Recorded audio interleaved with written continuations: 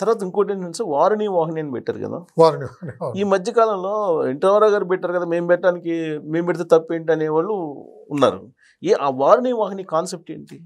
వారిని వాహిని అంటే ఆయనకున్న ఆలోచన ఆ రోజుల్లో ఏంటంటే మద్యం సేవించటం హానికరం, అది మనం తగ్గించాలి, వాళ్ళకి దాని గురించి చెప్తూ పోండి, కానీ అది ఒక రోజులో వాళ్ళ చేత మానిపించదగ్గ అది అలవాటు కాదు. కాబట్టి వాళ్ళు కనీసం ప్యూర్ ఆల్కహాల్ అంటే డిస్టిల్డ్ ఆల్కహాల్, అందులో ఎలాంటి కలుషిత పదార్థాలు కలవకుండా మనమే మ్యానుఫ్యాక్చర్ చేసి నాణ్యతతో ఉన్నది మద్యం అమ్మటం అన్నది ఆయన తీసుకొచ్చారండి. దానికి వారిని వాహిని అని పేరు పెట్టారు.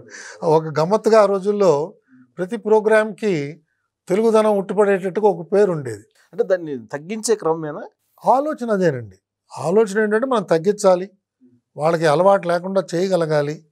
అందుకనే ఒక లిమిటెడ్ క్వాంటిటీ మాత్రమే ఇచ్చేవాళ్ళండి. ఎంత అమ్మకం జరిగితే అంత ఎక్కువ ఇద్దాం అనే ఆలోచన ఉండేది కాదండి. దానికోసం అని చెప్పి కొన్ని ప్రొడక్షన్ అవుట్లెట్స్ పెట్టడం, బ్రెవరీస్ని శాంక్షన్ చేయడం, రెక్టిఫైడ్ స్పిరిట్ జాగ్రత్తగా తీసుకురావడం, దానికి ఒక ఆఫీసర్ని ఆ రోజుల్లో పోస్ట్ చేసి మన తదనంతరాన ఆర్బీఐ గవర్నర్గా వెళ్ళిన డి సుబ్బారావు గారు ఆయన ముందు దాంట్లో అక్కడ పనిచేసేవారు. దాని తర్వాత జె సత్యనారాయణ గారు ఐటీలో చాలా మంచి, ఇవాళ హైదరాబాద్కి ఐటీ ఇంత గొప్పగా వచ్చిందంటే దానికి ఆయన కూడా ఒక కారణం. అలాంటి అధికారులనే ఆయన అక్కడ ఎంపిక చేసి అక్కడికి వేసి ఆ కార్యక్రమాన్ని అంతా, ఇప్పుడు వాళ్ళు ఎవరు దీంట్లో ట్రైనింగ్ పొందిన వాళ్ళు కాదు, నాకు తెలిసినట్టు వాళ్ళిద్దరు కూడా వాళ్ళకి ఆ వ్యసనం కూడా లేదు. కానీ ఆలోచన చేయడం, ఎలా దీన్ని ప్రజలకి అందిద్దాం, నాణ్యతతో ఎలా అందించాలి, ఈజీగా డిస్పోజ్ ఆఫ్ చేయడానికి ఏదో కొంత అంటే తక్కువ ధరకి అందేటట్టుగా కొంత ఏదో ఆలోచనలో వచ్చింది. కానీ ఆ తదనంతరం మద్య నిషేధం చేశారు థర్డ్ టైం. ఎప్పుడైతే నెల్లూరులో దోబగుంటలో అది స్టార్ట్ అయిందో అప్పుడు మనకి తెలుసు వావిలాల గోపాలకృష్ణయ్య గారు, తర్వాత రామోజీరావు గారు, వీళ్ళందరూ కూడా దానికి కంకణబద్ధులై దానికి బాగా సపోర్ట్ చేశారు. అప్పుడు మద్య నిషేధం వచ్చింది. మద్య నిషేధం వచ్చేప్పుడు మళ్ళీ కాంగ్రెస్ గవర్నమెంట్ వచ్చింది. కాంగ్రెస్ గవర్నమెంట్ వాళ్ళు మద్య నిషేధాన్ని అమలు చేశారు. దాంతో చాలా మళ్ళీ కొత్త కొత్త సమస్యలు రావడం, దాని తర్వాత మళ్ళీ రోసయ్య గారి కమిటీ వేయటం, ఆయన వెళ్ళి దీంట్లో జాగ్రత్తగా లోతులన్నీ తవ్వేటప్పటికి అంతకుముందు రామ్మూర్తి కమిషన్ అని చెప్పి 1940 దశకంలో ఆయన ఒక రిపోర్ట్ ఇచ్చారండి, మద్య నిషేధాన్ని ఎలా అమలు చేయాలి, ఆ సమయంలో ఎలాంటి సమస్యలు వస్తాయని. ఇదంతా అధ్యయనం జరగడం. ప్రాథమికంగా మద్య నిషేధం చేశారు. అది ఆ క్రెడిట్ ఎన్టీ రామారావు గారికి వెళ్తుంది. ఎన్టీ రామారావు గారు దాన్ని ప్రాపగేట్ చేశారు, కానీ కాంగ్రెస్ పార్టీ వచ్చి దాన్ని అమలు చేసిందండి నా జ్ఞాపకం వరకు. ఇంకోటి ఏంటి సార్, మీరు ఈవో కూడా చేశారు తిరుమల తిరుపతి దేవస్థానం. ఎన్టీ రామారావు గారు అనగానే, ఆయన పరిపాలన అనగానే తిరుమల తిరుపతి దేవస్థానం గుర్తొస్తుంది. ఆయన అక్కడ చేసింది డెవలప్మెంట్ ఏంటి, అంతకుముందు ఎలా ఉండేది?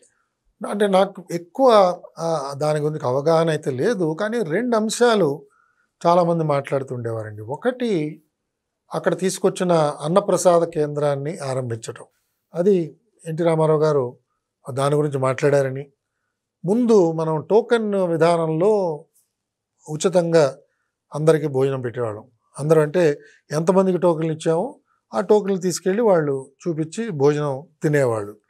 అంతకు పూర్వం ఆయన కర్ణాటక రాష్ట్రంలో కొన్ని ప్రాంతాల్లో పర్యటన చేసినప్పుడు అక్కడ ఆయనకి కనిపించిందండి, అందరికీ ఏ విధంగా ఉచితంగా భోజనం పెడుతున్నారు, ఒక దర్శనం చేసుకోవడానికి వచ్చిన వాళ్ళందరికీ కూడా ఆహార కొరత లేకుండా ఎలా భోజనం పెడుతున్నారు, ఆయన్ని దృష్టిని ఆకర్షించిందని, అది మనం తిరుమలలో ప్రవేశపెట్టాలని చెప్పి ఆయన మాట్లాడి అదొకటి అక్కడ ప్రవేశపెట్టారండి.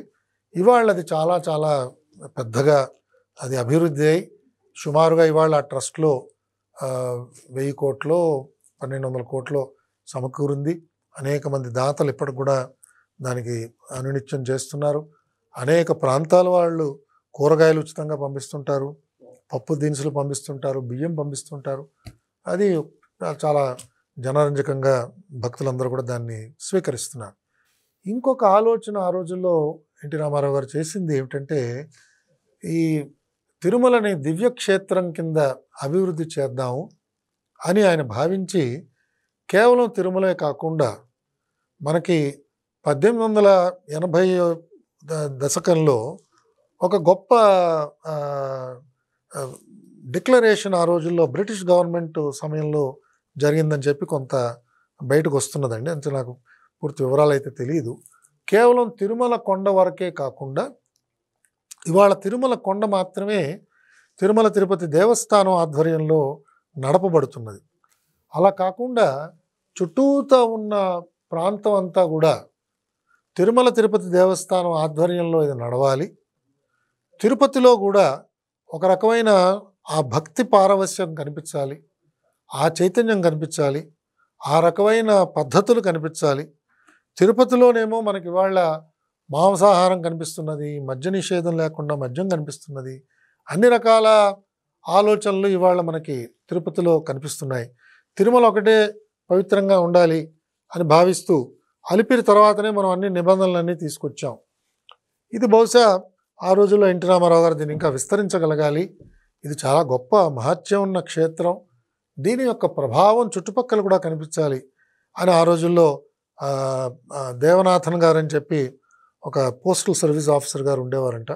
ఆయన ఆలోచనని తీసుకొచ్చి దీన్ని ఎలా డెవలప్ చేయాలి అని ఏదో కొంత చర్చ ప్రారంభించారు. కానీ అది దాని తుది రూపం దురదృష్టవశాత్తు మనకు ఆ రోజుల్లో రాలేదు. ఎందుకంటే ఇవాళ అది చాలా పెద్ద ప్రమాదం కింద మారుతున్నదండి.